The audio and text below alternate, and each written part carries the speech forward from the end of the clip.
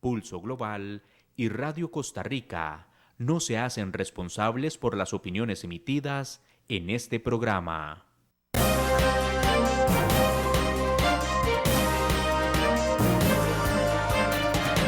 Pulso Global es un espacio que busca analizar los principales escenarios, fenómenos y acontecimientos en el panorama internacional, desde un análisis serio y académico que busca generar insumos para que cada quien pueda construir su propio criterio. Porque comprender lo que pasa en el mundo y cómo incide en nuestro entorno es imperativo. Le invitamos a tomarle el pulso al acontecer internacional junto con nuestros analistas, Gerald Solano y sus invitados.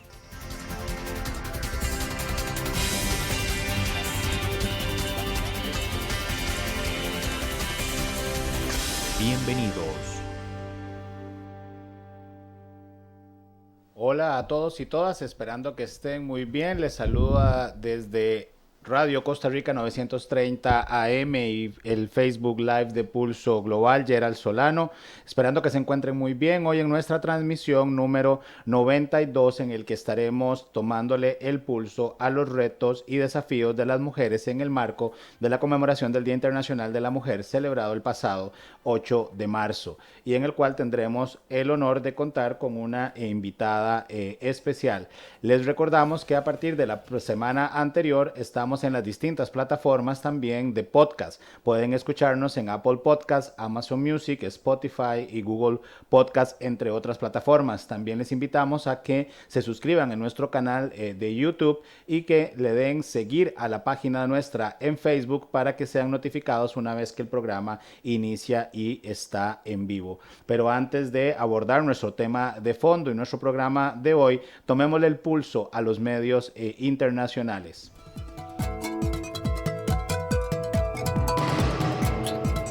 En primer lugar, la BBC Mundo intitula Rusia y Ucrania, ¿por qué Biden cruzó una peligrosa línea al decir que Putin no puede seguir en el poder? El presidente de Estados Unidos, Joe Biden,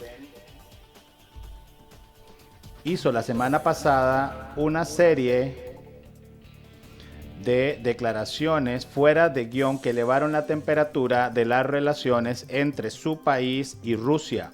Su comentario improvisado el sábado en la parte final de lo que en Polonia consideraron un gran discurso cuando surgió la destitución del presidente Vladimir Putin, pudo haber tenido graves consecuencias. En su discurso ante una multitud de funcionarios y dignatarios, el gobierno polaco en el Castillo Real de Varsovia, el presidente de Estados Unidos advirtió una vez más que el mundo se encuentra en medio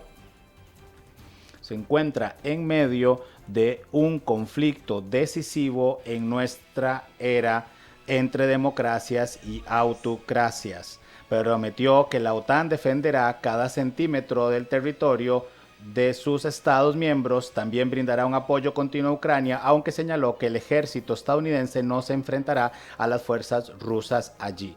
Ya tenemos a nuestra invitada, que ya casi le vamos a dar la palabra. Muchas gracias, señora vicepresidenta, por acompañarnos. Estamos terminando unas noticias y inmediatamente iniciamos la conversación con usted. Muy buenas noches.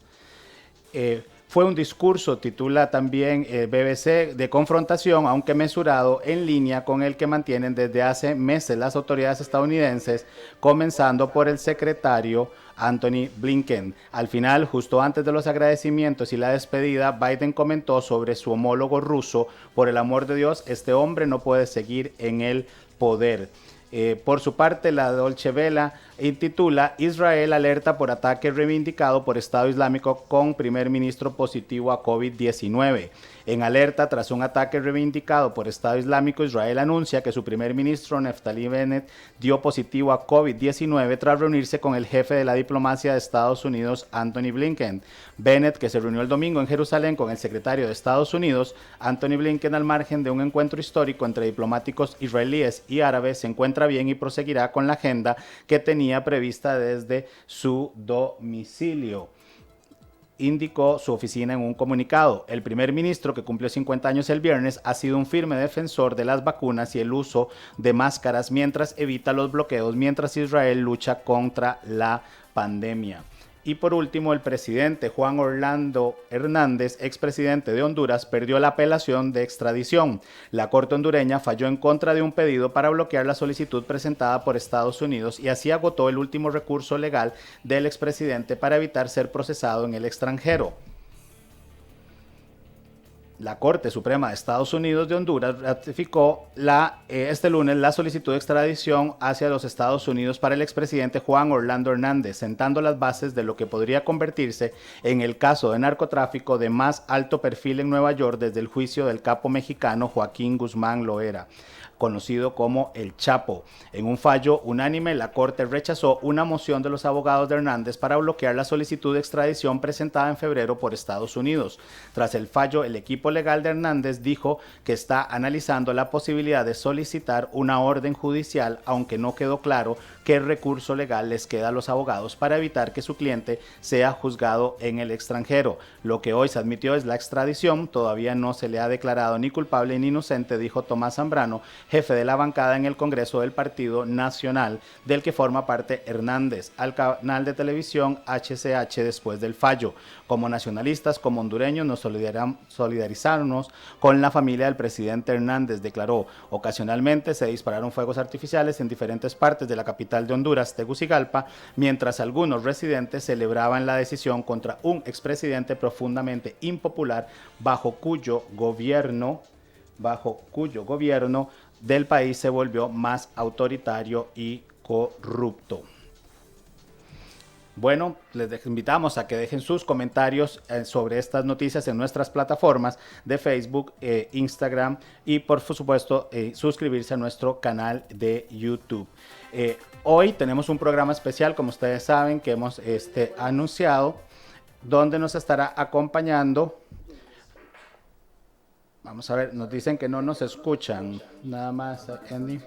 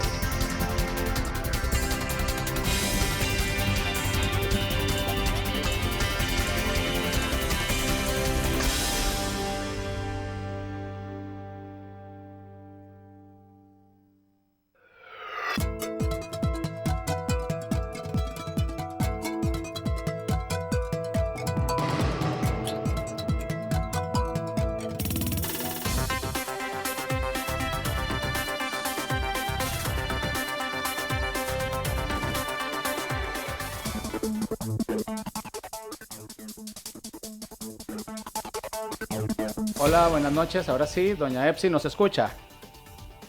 Perfectamente. Ahora sí, muy buenas noches, señora vicepresidenta. Bienvenida al programa Pulso Global. Muy buenas noches y muchísimas gracias por la invitación, Gerald. Gracias a usted por acompañarnos, porque sé que su agenda es bastante movida, y aprovecho para saludar a nuestra amiga y colega Argentina Artavia, que nos va a estar acompañando en esta noche, donde tenemos el honor de tener a la señora Epsi Campbell Barr, primera vicepresidenta de la República. Doña Epsi es la primera mujer afrodescendiente en ocupar este alto cargo en el continente americano, una prominente dirigente afrocostarricense y 2 veces diputada de la República. Es también investigadora y activista de los derechos humanos en temas relacionados a mujeres, pueblos indígenas y afrodescendientes, pobreza, desarrollo social y ambiente. Se graduó como economista con maestría en cooperación internacional para el desarrollo y una maestría en técnicas avanzadas de gestión y decisión política. Fue coordinadora de la Red de Mujeres Afro-Latinoamericanas y Afrocaribeñas, coordinadora del Foro de Mujeres para la Integración Centroamericana, integrante fundadora del Centro de Mujeres Afrocostarricenses, consultora nacional e internacional en temas relacionados con el empleo, desarrollo de los pueblos, comunidades, mujeres afrodescendientes y derechos humanos. Además, fue integrante del comité que elaboró el Informe Regional de Desarrollo Humano para América Latina y el Caribe, el Progreso Multidimensional 2016, coordinado por PNUD, y coordinadora del 5º Encuentro de Parlamentarias y Líderes Políticos Afrodescendientes de las Américas y el Caribe 2016. Actualmente, desde la vicepresidencia, coordina desde su despacho el Plan Franja de Desarrollo en la zona norte para promover mayor desarrollo humano en la región Huetar norte del país. Es la encargada del Plan Nacional de Empoderamiento Económico y Liderazgo de las Mujeres, y da seguimiento a los compromisos nacionales e internacionales para el cumplimiento del Decenio Internacional de los Afrodescendientes y sus planes de acción, y fue la primera mujer también canciller en ocupar ese cargo en el país. Así que, como pueden ver, nuestra invitada es de lujo, no solo porque es la primera vicepresidenta en ejercicio, sino por un currículum impresionante. Así que, doña Epsi, de verdad es un honor para nosotros tenerla, y Argentina, te doy también la palabra para que saludes a doña Epsi, podamos empezar a tener una conversación en conmemoración del Día Internacional de la Mujer y los retos y desafíos que tienen las mujeres hoy. Buenas noches, Argentina. Buenas noches, Gerald, y muy buenas noches, doña Epsi. El privilegio de tenerla en este espacio que nos ha facilitado Gerald en su programa Pulso Global tiene muchísimos significados, no solamente a propósito del Día Internacional de la Mujer, sino también como ocasión para no solo agradecerle, sino también poner en perspectiva lo que una mujer hace, tanto a nivel nacional como internacional, en favor de los derechos no solamente de las mujeres, sino también de distintas poblaciones con las cuales usted ha trabajado durante muchísimo tiempo. Ahora pues se ve sobre todo más mediatizado, más puesto en foros nacionales e internacionales en virtud de su condición de vicepresidenta, pero que es una muy buena oportunidad para hablar de lo que usualmente los medios de comunicación no hablan, para poner también sobre la mesa de discusión esos temas y esos temas de agenda que usted ha trabajado durante los últimos años. Así que para mí es un enorme privilegio estar o poder conversar con usted, saludarla de manera muy respetuosa, pero también para agradecerle ese trabajo que ha colocado también a Costa Rica, en virtud de lo que usted ha hecho, ha colocado a Costa Rica en un puesto y en un espacio de relevancia internacional. Gracias, doña Epsi, para no dejarlo para el final, agradecerle ese trabajo comprometido y esa posibilidad de hablar de temas, insisto, que no suelen ser esos temas mediáticos, ¿verdad? Que la agenda de los medios de comunicación a veces suelen posicionar, pero que usted ha hecho relevantes y que ha puesto justamente en el foro de discusión. Así que espero que esta conversación de esta noche pues sea también no solamente provechosa, sino que yo sé muy agradable. Muchas gracias, doña Epsi, y gracias, Gerald, por la invitación. Muchísimas gracias, Argentina. Bueno, conozco de tu trabajo como académica, un serio trabajo en el sector internacional y en el análisis político nacional. Yo creo que el país debe de escuchar diferentes voces y por eso estoy con ustedes. Las voces del análisis profundo, de la mirada más allá de esta lógica de la política del reality show, lo que pasa en el cotidiano a través de la política pública, pero también en lo que hacemos a nivel internacional. Así que agradezco profundamente a usted, Gerald, y Argentina, que tengamos la posibilidad de intercambiar y de utilizar este pretexto tan maravilloso, que es el Día Internacional de las Mujeres. Este mes se nos está acabando, pero lo hemos denominado siempre el mes de las mujeres, y tener la posibilidad de compartir sobre los desafíos que tenemos en materia de democracia, inclusión a nivel nacional e internacional para una participación, por una participación plena de las mujeres en todos los espacios y acabando con ese legado de discriminación y de exclusión que tienen millones de mujeres a nivel nacional e internacional. Pienso más bien internacional y nacional porque enfrentamos unos obstáculos que tienen que ser reparados y por eso les agradezco profundamente este espacio.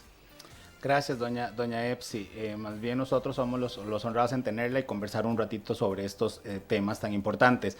Doña Epsi, en su vida, digamos, hay muchos primera, ¿verdad? En primera mujer afrodescendiente, ¿verdad? Primera mujer canciller, ¿verdad? De las primeras mujeres en abrir brecha digamos, en el país y en el mundo. ¿A cuáles retos se ha enfrentado usted durante este proceso de rompimiento de techos de cristal? Bueno, Gerald, yo lo que quisiera decir es que evidentemente cuando una es la primera y estamos en el año 2022, lo que muestra es el retraso que han tenido las mujeres para una inclusión plena. Digamos, esto muchas veces se ve como motivo de celebración y una diría, es un desafío. Lo que muestra que en los años recientes esté por primera vez en un país como Costa Rica, que tiene una ley paritaria de participación política de las mujeres y que todavía una puede hablar de ser la primera, pues de verdad que lo que nos dice es cuál es el camino que tenemos por recorrer. Los desafíos son los desafíos que enfrentamos las mujeres en general. Los desafíos no tienen que ver conmigo, con nombre propio, sino que tienen que ver con la apertura de esos espacios que no fueron ocupados históricamente con las mujeres. Tiene que ver con un doble juzgamiento. O sea, nosotras nos reconocen menos y nos exigen más. La verdad es que tampoco es que una llega al servicio público para ser reconocida. En realidad llega para cumplir con la tarea. Es por la vocación de servicio público que uno está en estos puestos. Pero sí quisiera decir que para las mujeres que abren brecha, tienen que pagar una serie de fracturas que son necesarias de pagar para cambiar el proceso que viene y la historia que viene de exclusión. Quisiera decir también que son unas oportunidades extraordinarias. Yo solamente tengo que agradecer al presidente Carlos Alvarado la posibilidad que me dio de coordinar un programa de empoderamiento económico y liderazgo de las mujeres a nivel nacional, de colocar el tema de las mujeres en todas las agendas, de estar convocando a la empresa privada, a los sectores sociales, de ser quien impulsa un programa de paridad de género con el Foro Económico Mundial, con el Banco Interamericano de Desarrollo, con la empresa privada costarricense, para abrirle espacios de participación económica a las mujeres en empleos no solo más dignos, sino en empleos que tengan el mismo pago por el mismo trabajo. De manera que una tiene que mirar cuando está en estos casos y cuando se trata de representar al 50% de la población, el vaso medio lleno para terminar de llenarlo. No vale la pena, habrán tiempos en que una pueda contar las anécdotas de las dificultades, pero más bien cómo se vencen los desafíos, cómo realmente se construyen nuevos imaginarios, cómo realmente estamos en un espacio en el cual tenemos un país en el que el 50% de las mujeres que ocuparon durante 4 años las sillas en el gabinete de la República fueron mujeres. Y lo digo porque hace exactamente exactamente 4 años, antes de la segunda ronda, hicimos una reunión que convoqué con muchas otras mujeres para pedirle al presidente Carlos Alvarado que instalara un gobierno paritario, a pesar de que la ley no lo exigiera. Y quiero decir al final del camino, no solo que lo firmamos con el presidente, no solo que invitamos a mujeres maravillosas, sino que terminaremos nuestra gestión el próximo 8 de mayo, habiendo mantenido el compromiso de la paridad del primero al último día. Hoy, por ejemplo, el gobierno de la República tiene un porcentaje mayor de mujeres que de hombres, y ya eso ni siquiera se convierte en una noticia como debería de ser, porque las personas que ocupan los cargos de representación tienen que ser las personas más capaces, tiene que ser la gente que tiene más posibilidad de entregarle al país. No debería de estar limitado por quiénes son hombres y quiénes son mujeres. Y lo que sí tenemos certeza es que al menos la mitad de la creatividad, la mitad del liderazgo, la mitad de las propuestas están de este lado, del lado de las mujeres. Doña Epsi, la Comisión Interamericana de Mujeres de la OEA dice que el apellido de la democracia es paridad. Y justamente con esto que nos está compartiendo de un gabinete que desde el inicio usted y bueno, también evidentemente el presidente Alvarado se empeñaron fue de conformar no solamente un gobierno con sus ministros, ministras y las presidencias ejecutivas a cargo de mujeres, también hubo una claridad en cuanto a las políticas y a los compromisos y a las acciones que ese gobierno debía implementar. Pero lo cierto del caso es que hay estructuras y hay instituciones y hay reglas y hay normas en las que esas relaciones de poder que usted ha estado señalando también en distintos foros definen e influencian las decisiones. La participación propia de las mujeres en estos cargos de decisión pública. Y sé que, como usted también lo acaba de señalar, llegará el momento en el que las anécdotas y la historia de cómo fue llegar, pero sobre todo mantenerse en estos puestos de decisión, acarrean también altos costos personales. Pero no nos olvidemos justamente de ese costo personal, de ese afrontar estructuras de poder y de decisión que muy pocos espacios le ceden a las mujeres, y somos nosotras las que tenemos que irrumpir y que marcar justamente la manera en la que queremos vincularnos con esas estructuras de poder para abrirle más espacio a otras mujeres. ¿Cuáles fueron o cómo podría, de cara a unas pocas semanas también, nos quedan un par de meses en los que este gobierno termina, pero en virtud de ese abrir espacios, de ese generar políticas y acciones para abrirle espacio a las mujeres, ¿cuáles podría considerar usted es muy rudo pedírselo de esta manera, pero ese 1, 2, 3, ese ABC de doña Epsi Campbell Barr como mujer, como afrodescendiente, abriendo espacios? ¿Dónde cree usted que están esos puntos álgidos que usted dice, sí, esto es lo que yo tuve que hacer para, no solamente para abrir espacios para mí misma, sino también para ese equipo que se constituyó en el gobierno de la República, abriéndole espacios a mujeres y planteando temas para romper esas estructuras de poder y de decisión?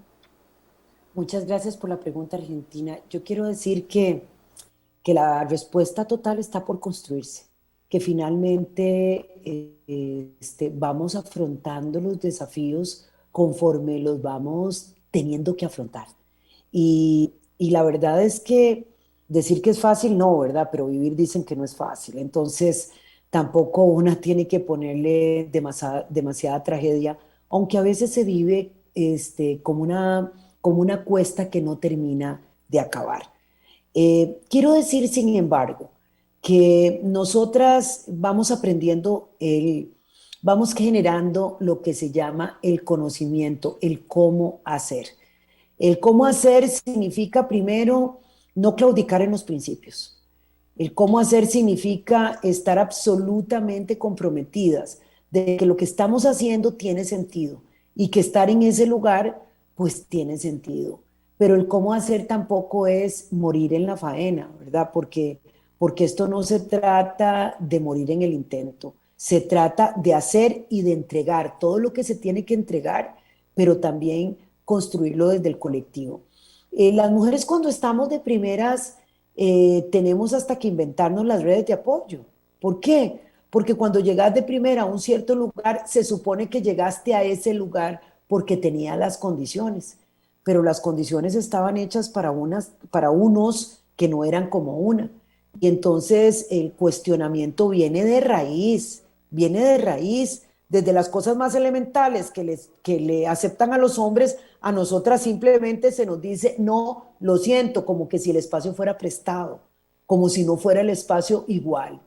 Entonces yo quisiera decir que uno de los elementos centrales y de los temas que me parece que son más relevantes de la gestión cuando una decide tener un gobierno paritario, yo espero, y eso quiero decirlo así subrayado, que en este país no retrocedamos, ¿verdad?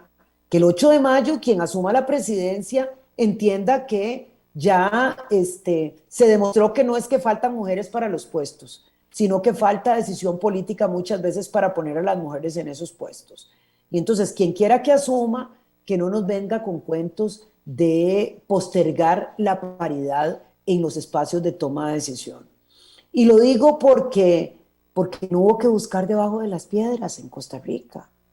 No tuvimos que ir a ver y a tocarle las puertas y a suplicarles a las mujeres, como decían en los años 90, porque en cada puesto que decidía el presidente Alvarado, habían varias mujeres, porque además desde mi despacho convocamos a un espacio maravilloso que es el Consejo de Mujeres, que eran mujeres, además de sectores políticos, de la academia, mujeres que estaban en diferentes espacios de las organizaciones sociales, para hacer un debate sobre cuáles consejos se le daría al gobierno para garantizar una política de inclusión de las mujeres que fuera más robusta.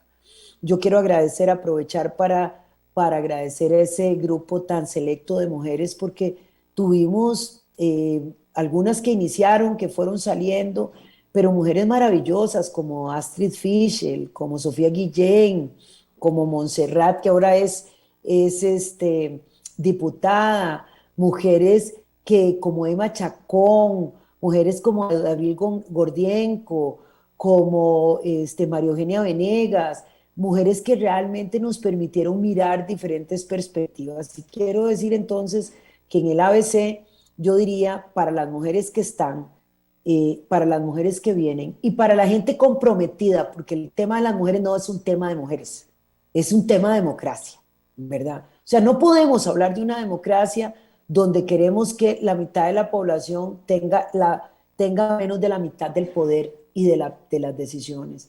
O sea, me encanta que Gerald esté aquí, que Gerald haya sido una persona comprometida con estos temas. Necesitamos más hombres, hablar de la democracia verdadera. Si la democracia supone que se eligen personas para que representen al soberano y el soberano está compuesto por mujeres y por hombres. Y por cierto, paritariamente. Eso lo hizo la naturaleza. Entonces, no cabe la menor duda que lo primero que tenemos que hacer es tener más hombres dentro, no que estarlo pellizcando durante 4 años de gobierno, sino que entendió este tema. Pero como mujeres sí es necesario generar redes de apoyo.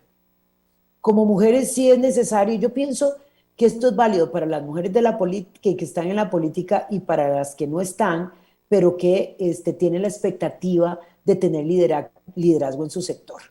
Y las redes de apoyo pasan por las redes familiares cuando se puede, porque a las mujeres nos pasa que en las redes familiares siempre nos cuestionan por qué yo le dije que no se metiera. Es que si eso se sabía que eso era así, ahora ¿por qué se queja? O sea, mientras que los hombres cuando tienen dificultades en la política, en la casa los abrazan, a las mujeres nos recuerdan que ese no era el lugar en donde teníamos que estar, que ese no era el espacio que teníamos que aspirar, que ese lugar de servicio no era para nosotras. Entonces, realmente muchas veces las redes de apoyo son de las amigas, son de la gente que está afuera, porque la familia que se siente además sacrificada porque una tiene otras prioridades, no genera ese nivel de apoyo. Muchas veces, otras veces sí, por supuesto. Y somos afortunadas cuando tenemos esa red de apoyo y esa posibilidad. Pero lo primero es eso. Lo segundo es mantener el tema vivo. Yo puedo decir con certeza que durante estos 4 años, nos quedan 6 semanas cuanto mucho, 5 semanas probablemente, durante este periodo de tiempo, 4 años completos, uno de los elementos centrales era mantener el tema vivo. Era mantenerlo en el Consejo de Gobierno, era mantenerlo en las reuniones sectoriales, era impulsar iniciativas concretas, era avanzar con el tema para algunos. Otra vez viene con el tema, pero es que si creemos en la democracia, nosotras no podemos quitar el dedo del renglón. Entonces, estar ahí significa ser capaces de mantener el tema. Y lo último, yo sí creo que la política es un espacio de servicio, eh, con plazo finito, con plazo finito. Eso lo entendemos mucho más claramente las mujeres que los hombres. Los hombres quieren que los plazos no sean finitos y se tratan de inventar 20,000 estrategias para quedarse o para volver. Y el plazo finito también quiere decir que nosotras tenemos que ser capaces de cuidarnos a nosotras mismas. Vale la pena cambiar el mundo, pero mientras tanto una tiene que resguardarse, porque muchas veces ponemos toda la carne en el asador y ponemos la carne propia. Y entonces salimos y hacemos la tarea, pero salimos literalmente totalmente heridas. Creo que cada vez más una tiene que entender esos equilibrios, los equilibrios de lo personal y lo político. Lo decían las feministas de siempre. Lo privado, es político, no solamente lo público es político. Entonces sí creo que ahí hay una serie de temas que tenemos que resguardar. Y finalmente, creo que tenemos que seguir ampliando lo que yo llamo la tribu, incorporando a más hombres y más mujeres que quieren transformar los espacios de exclusión. Y lo digo tanto para las mujeres, pero también para los otros grupos que están en una condición de exclusión. Nosotras tenemos las que somos conscientes, que hacer la diferencia, no de cara a las cámaras, de cara a la realidad, de cara a cambiarle la vida a la gente. Y bueno, y en eso yo valoro muchísimo el aporte que pueden hacer la academia y algunos sectores y muchos hombres que cada vez queremos que estén más a nuestro lado y menos mirando que nosotras estamos enfrentando la tarea solas. Los queremos con nosotras. Queremos que las transformaciones los hagamos juntos. Queremos un nuevo pacto en lo privado y un nuevo pacto en lo social y lo político. Un pacto de cooperación y no de competencia, donde demos lo mejor de nosotros y nosotras mismas. ¿Para qué? Para resolver los problemas fundamentales de la sociedad y para pensar en aquellos y aquellas que están más atrás. Doña Epsi, y bueno, aprovecho este momento para felicitarla porque el pasado 10 de diciembre del 2021, el Día Internacional de los Derechos Humanos, la Universidad de Brown de Georgia, Estados Unidos, la distinguió con el máximo galardón académico que ofrecen los centros de educación superior, un doctorado honoris causa, un doctorado en humanidades por su trayectoria de más de 25 años, y que cuando la presenté, ¿verdad? No, pues, omití mencionar que usted en este momento es presidenta en ejercicio, así que, ¿verdad? Definitivamente es un honor estar compartiendo con usted porque sabemos lo complicada que es esa agenda. El año pasado, doña Epsi, un periodista le consultó a la doctora Ngozi, que es en su primer día como directora general de la Organización Mundial del Comercio, que qué se siente ser la primera mujer y africana en asumir este puesto, a lo que ella le responde que la discusión se debería centrar en sus competencias y no en su raza o género. ¿Se ha enfrentado usted a este tipo de preguntas? ¿Cómo cambiar estos micromachismos desde los distintos espacios en los que nos desenvolvemos? Bueno, yo creo que todas las que estamos en la vida pública muchas veces tratan de enfocar todas las conversaciones alrededor de que somos mujeres o que somos negras o que no somos de los países más desarrollados, etcétera, etcétera, etcétera. Nos encontramos permanentemente justificándonos o celebrando en exceso temas que, si bien son un cambio histórico que debe ser reconocido, a punto y aparte, todo lo demás tiene que seguir allí. Yo creo que sí, es permanente. Yo inclusive tengo una determinación de cuando me están hablando de todos los obstáculos que he tenido que enfrentar como mujer en el puesto X, Y y Z, empiezo a hablar de los desafíos de la sociedad. Empiezo a hablar del tema que interesa, del tema por el que estoy hablando. Empiezo a hablar, si me preguntan de los temas internacionales, empiezo a hablar de los principales desafíos de lo internacional. ¿Por qué? Porque nosotros no tenemos que contribuir a la estigmatización, que cuando se trata de los hombres le preguntan de los temas de fondo y cuando se trata de nosotras, simplemente y lo más importante es, ay, pero ¿cómo llegó ahí? O sea, ay, pero dígame, usted ha sufrido de racismo y de sexismo, y preguntas que además por demás son obvias, porque si vivimos en una sociedad machista, sexista, etcétera, uno no tendría que estar preguntando eso, pero de alguna manera es para minimizar el puesto. Y por eso me encanta la respuesta de la doctora Ngozi, porque ella lo que está diciendo es que yo estoy aquí ya. O sea, habrá un momento en que me hagan ustedes una entrevista de perfil y todo bien, en la entrevista de perfil diré los detalles de mi vida, igual como se la hacen al señor o al otro o a la otra. Pero lo importante es que muchas veces necesitamos que nos escuchen en las ideas, en la propuesta, en la capacidad de transformar, que no solo nos estén escuchando en lo anecdótico, porque para hacer política pública lo anecdótico sí es un referente, pero es una partecita muy pequeñita. Entonces, sí creería yo que hay una parte que es la parte de sensibilización a los y las comunicadoras. Esa parte en donde tienen que tener primero, informarse muchísimo más y contribuir a educar a la ciudadanía. Cada vez hay más comunicadores y comunicadoras preparadas que entienden los desafíos de la humanidad, que entienden los temas de la exclusión, que entienden qué es abrir las puertas que han estado cerradas históricamente. Cada vez hay más, pero sí definitivamente es una labor continua de educación, con toda la paciencia del mundo. Estamos construyendo nuevos imaginarios.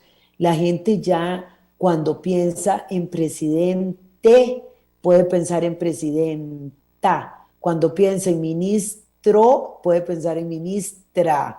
Cuando piensa en empresario puede pensar en empresaria. Entonces realmente es un cambio de los imaginarios y yo me siento muy satisfecha de que con un montón de mujeres, digamos, nosotros tenemos un Congreso de la República, una Asamblea Legislativa prácticamente paritaria y la próxima va a ser más paritaria. O sea, ya eso es una normalidad. Ya antes imagínense que hace no tantos años existían más o menos las asociaciones de esposas de diputados. Las señoras tenían que unirse porque los diputados eran puros señores. Hace muy pocos años, no tantos, existían las asociaciones de esposas hace algunas décadas, de abogados. Yo creo que ahora hay más abogadas que abogados. En el colegio al que pertenezco yo, que es el Colegio de Ciencias Económicas, hay más profesionales en ciencias económicas, mujeres que hombres. O sea, es un cambio permanente de ese imaginario y estamos en todos los lugares. Tenemos unas científicas extraordinarias en este país. Tenemos unas mujeres haciendo arte, haciendo cultura, haciendo ciencia, haciendo política de los diferentes espacios, unas mujeres empresarias increíbles y estamos cambiando esos imaginarios. ¿Por qué? Porque los niños y las niñas de hoy van a normalizar mucho más cuando ven una mujer en puestos de poder. Yo todavía soy de la generación que se educó con Paco y Lola. mamá amasa y papá lee el periódico. Imagínense lo que es eso. Pero ya hoy, para nada. Ya ahora hoy usted ve en los mismos centros educativos a los profesores, a los maestras, a los maestros, incentivando a las niñas para que se metan al equipo de fútbol. Hace 20, 25 años, de ahí había que luchar si la chiquita quería entrar al equipo de fútbol de la escuela. Eran las más atrevidas las que lograban hacerlo. Entonces, creo que sí hay unos cambios y yo siempre celebro esos cambios como maravillosos porque presagian nuevos tiempos. Y esa es el gran desafío que tenemos en nuestro país. Bueno, sí, recuerdo que al inicio de esta administración, cuando usted aceptó ser canciller de la República, eh, se hablaba de que uno de los ejes de la acción exterior de Costa Rica iba a estar en la paridad de género, pero en ese momento quizás no se entendía o no se comprendía qué podía hacer la acción exterior de Costa Rica en esos temas, no solo el de género, sino lo que usted también empezó a incorporar aún ya no siendo la canciller, no siendo la ministra de Relaciones Exteriores, sino continuando con su rol como vicepresidenta, pero posicionando temas como la trata, como la esclavitud, como la resiliencia de las mujeres afrodescendientes y de las mujeres en general frente al cambio climático. Temas que, como lo hemos estado diciendo desde el inicio de esta conversación, no son usualmente los que los medios de comunicación ponen, ¿verdad? En los encabezados, o si quieren las notas, a veces son unas cuantas líneas para mencionar algo, pero que le ha significado a usted también reconocimiento internacional, más allá de ese doctorado que Gerald estaba señalando hace unos momentos.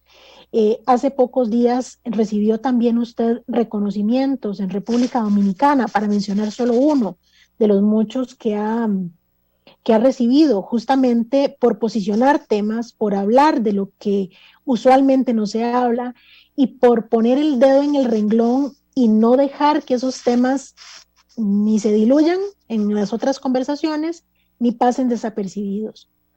¿Cómo ha sido ese trabajo de coordinar voluntades? Porque tenemos claro que pasa mucho por voluntad política, pero también de unir esfuerzos para que estos temas se hablen de la manera en la que no se habían estado hablando antes, para lograr, por ejemplo, que haya un espacio y una intención en Naciones Unidas para hablar de los derechos de las personas afrodescendientes, para mencionar solo algunos temas.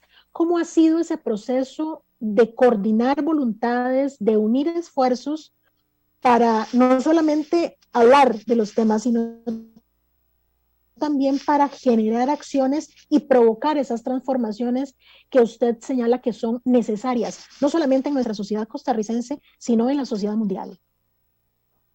Muchísimas gracias. Vieras que yo me siento muy contenta, pese a que en un momento determinado hubiese pensado que mi paso por el Ministerio de Relaciones Exteriores sería un paso más largo. Me siento absolutamente satisfecha de incorporar algunos temas en la política exterior costarricense. Y quiero decir que cuando en septiembre del año 2018 nos reuníamos las cancilleres de todo el mundo, eh, justamente convocadas por la canciller canadiense, ya se hablaba de algo que nos resultaba absolutamente cómodo para algunas de nosotras y era una política exterior feminista. Y así lo tenía la Cancillería noruega, así lo tenía la Cancillería canadiense, así lo tiene hoy la Cancillería española y lo tiene hoy Erika Moines, la canciller de Panamá, una política exterior feminista, así con esas palabras, sin tapujos, sin buscarle la forma de decirlo de manera que los sectores más conservadores no te caigan encima. Esa es la tendencia de la igualdad y los derechos para las mujeres. O sea, hay algunos que quieren resistirse y ahí se pueden resistir durante algún tiempo, pero la tendencia y lo que nosotros hemos luchado en este país, que se precie a la democracia, es de abrirle puertas a la participación plena de las mujeres. Y yo en eso no he tenido reparo, indistintamente el reconocimiento que tenga aquí y en cualquier lado.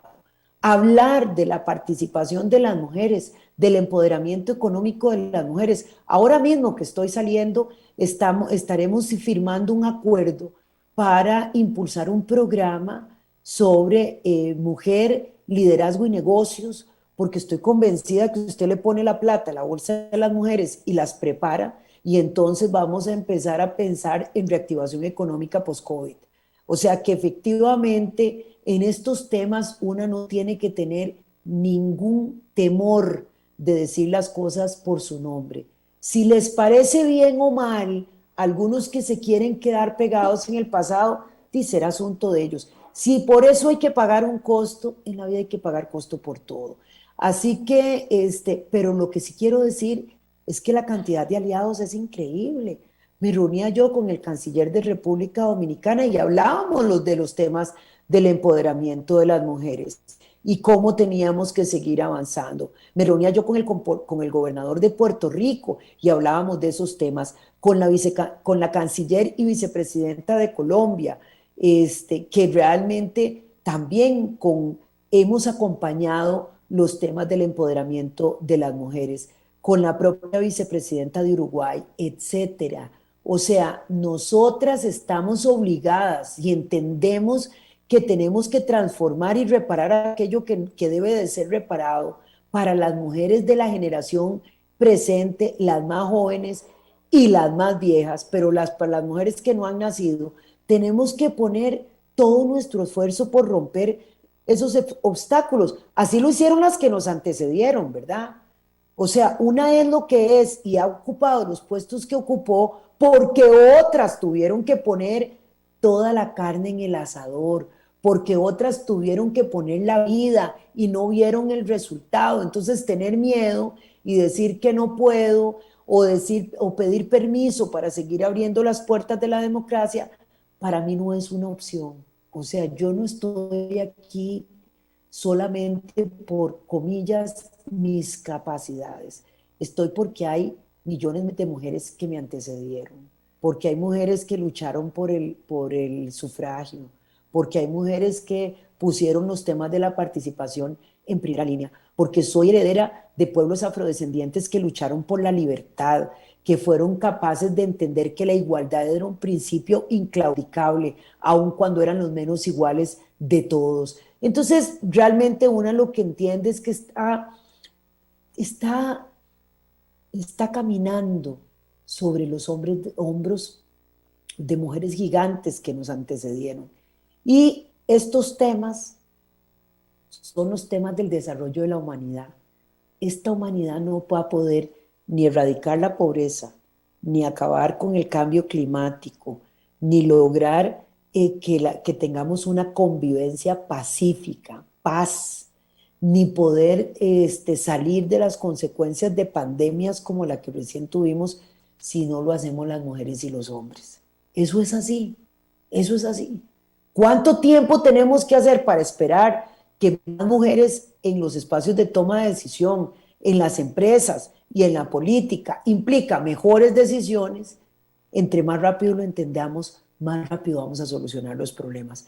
Y por eso personas como yo, estoy terminando mi gestión, pero yo me voy al trabajo, que es el trabajo sobre el que tengo compromiso. Y es ese trabajo con millones de mujeres que no han tenido voz, millones de mujeres que no tienen oportunidades, millones de mujeres que realmente están esperando que otras les abran la puerta un poquito, ¿verdad? Para que puedan entrar y que podamos luego no tener puertas para las mujeres. Así que yo sí creo que el país ha quedado muy bien posicionado, indistintamente de lo que podamos tener aquí, porque levantamos lo que es consecuente con un país como Costa Rica, la igualdad, la no discriminación, la participación de mujeres. Este es un país que en finales de los 80 estaba hablando de lo que se llamó la Ley de Igualdad Real de las Mujeres, finales de los 80, principios de los 90. O sea, es un país que puede pensarse realmente que los temas de la participación de las mujeres son temas estructurales de la democracia, igual que es un país que puede pensarse, quieran, para todo mundo quiero decirlo, puede pensarse en un país donde se erradique de raíz la pobreza. Costa Rica es un país grande en eso, maravilloso en eso, que podemos hacer lo que para otros es imposible, en Costa Rica es posible. Y por eso hay que seguir empujando, avanzando, mirando dónde están las alianzas. Doña Epsi, usted decía, bueno, quedan ya prácticamente unas 5 semanas más o menos, ¿verdad? De la gestión.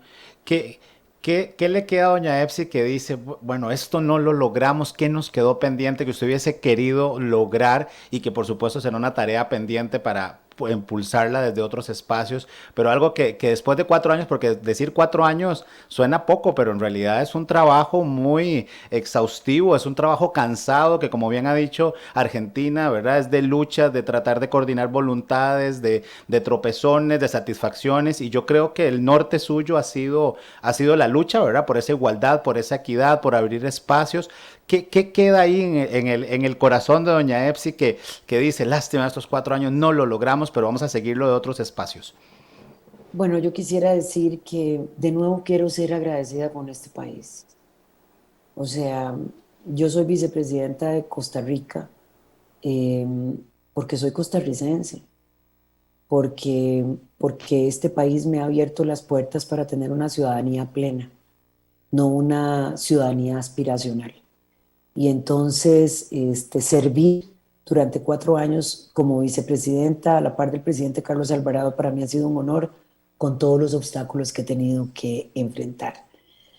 Yo quiero decir que nos tocó, nos tocó duro al país durante estos 4 años. Hicimos cosas extraordinarias, o sea, yo creo que más temprano que tarde se va a reconocer la labor que se hizo en las diferentes áreas. Entregar un país con estabilidad económica en tiempos post-pandemia no es cualquiera que lo hace, o con una infraestructura robusta, no es cualquiera el que lo hace.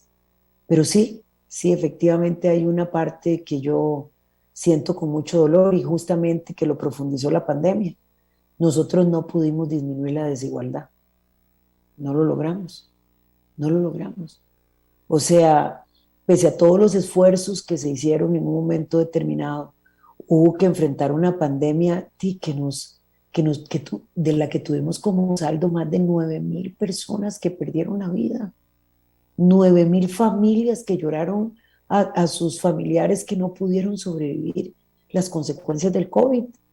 Y entonces las inversiones que de todos modos eran limitadas porque tuvimos que, para no caer en una crisis económica, hacer una reforma que fue una dura reforma. Eh, Caímos en los momentos en donde ya creíamos que teníamos el, el motor robusto para empezar a trabajar de manera más asertiva en la disminución de la desigualdad, nos cae durante 2 años la pandemia. De manera que sí tenemos ese pendiente y por supuesto que es un pendiente en el que yo me voy, con el que me llevo, porque fue con el que entré. Yo entré a la política costarricense para contribuir con los sectores más desfavorecidos. Yo entré a la política costarricense porque hay gente que no ha tenido voz. Y estoy pensando en mujeres, en pueblos indígenas, afrodescendientes, estoy pensando en las comunidades rurales, estoy pensando en las mujeres de Chomes, en las de Punta Arenas, estoy pensando en tantas que realmente no tienen resuelto lo más elemental. Y bueno, 4 años después no podemos decir que, primero que en 4 años muy probablemente no se podía, pero no logramos esa gran meta, aunque logramos sí, en medio de la pandemia, que más de 500.000 familias tuviesen un soporte básico durante 3 meses. Sabemos que tenemos ese gran desafío en el país no es el desafío de un gobierno, es el desafío del Estado, de darle a todas ese más de 1.200.000 personas todas las condiciones para que puedan gozar de todos los derechos que para ellos, muchos de los cuales siguen siendo una promesa constitucional y no un derecho que pueda ser reclamable en ningún espacio. Así que sí, me tengo que seguir, me tengo que ir para que desde la academia, desde la empresa privada, desde los movimientos sociales, trabajar por esa inclusión que todavía es un pendiente y que es imprescindible para la democracia costarricense. Ha sido bueno, un honor definitivamente tenerla y escucharla. Ojalá pudiéramos seguir todavía más horas si usted tuviera todavía más tiempo en la agenda, pero definitivamente ya nos ganó el tiempo. No sé si quiere decir algo más de cierre, porque por supuesto que esto último ha sido magnífico, ¿verdad? Escucharla y compartir que definitivamente los desafíos siguen siendo bastantes, pero saber que hay mujeres como usted, con esa gallardía, con esa valentía, con ese norte tan claro de seguir luchando, definitivamente motiva, ¿verdad? Seguir desde distintos espacios y como este de Pulso Global, poder seguir aportando a que cada vez tengamos una sociedad más igualitaria, más equitativa y por supuesto más inclusiva. No sé si tiene algunas palabras de cierre. Muchísimas gracias, Gerald. Yo nada más quería agradecerte a vos. Una tiene que utilizar cada esquina que tiene para promover la sociedad de la que sueña. Muchas gracias, Argentina. Muchísimas gracias. Desde el espacio en donde estamos, una pone el granito de arena, el carretillo de arena o el camión de arena, si puede ponerlo, para construir esa Costa Rica, ese mundo, esa sociedad, ese planeta, donde todas las personas puedan vivir con dignidad y además que podamos entregarlo sostenible y cuidado a las nuevas generaciones. Y yo creo que estos espacios son para eso. También son para animarnos a nosotros y nosotras mismas de que somos parte de una tribu en donde tenemos que cuidarnos los unos a los otros, los unos a las otras y las otras a los unos. Cuidarnos todas las personas. Y yo valoro profundamente que Pulso Global sea un espacio para el debate y la construcción. Y eso es muy necesario para la democracia costarricense. Muchísimas gracias. Muchísimas gracias. Bueno, Argentina, yo no sé si quería decir algo porque la veo ya conmovida también por las palabras. Nada más que agregar, solo agradecer, es el agradecimiento a esta mujer que se atrevió, que luchó, que está dando la cara y que va a seguir dando la cara por las cosas en las que cree. Gracias por visibilizar la manera en la que las mujeres lideran, construyen y participan. Y seguiremos, yo sé que la vamos a seguir viendo en los distintos espacios porque usted no solamente es de las imprescindibles, sino de las que no se cansan y tienen cuerda para rato. Así que gracias, doña Epsi, por todo lo que ha dado estos 4 años, por lo que viene, además que sabemos que va a ser mucho, hay una enorme responsabilidad en esto del liderazgo de las mujeres. Y gracias por seguirnos dando lecciones de cómo construir y cómo hacer democracia. Muchísimas gracias. Sí, muy buenas noches. Hemos llegado así al final de nuestro programa Pulso Global. Esperamos que lo hayan disfrutado y agradecemos a nuestros patrocinadores Sinred Consulting y Gráfica Creativa por su apoyo para que este espacio sea una realidad. Agradecemos también a nuestra productora ejecutiva Gabriela Navarro, a Andy Torres en Controles y a todo el equipo técnico. También les recordamos seguir el podcast en Pulso Global, disponible en todas las plataformas como Apple Podcast, Spotify, Google Podcast, Amazon Music. Encuéntranos como Pulso Global y este estará disponible a partir de mañana en la mañana. Les esperamos la próxima semana en un nuevo espacio de Pulso Global. Que tengan todos muy buenas noches.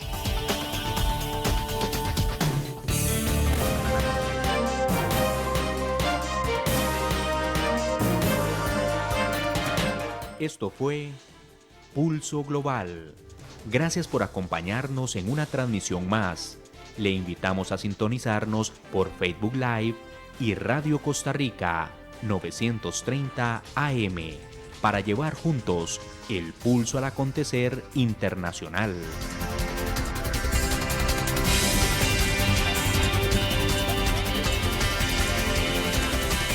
Buenas noches.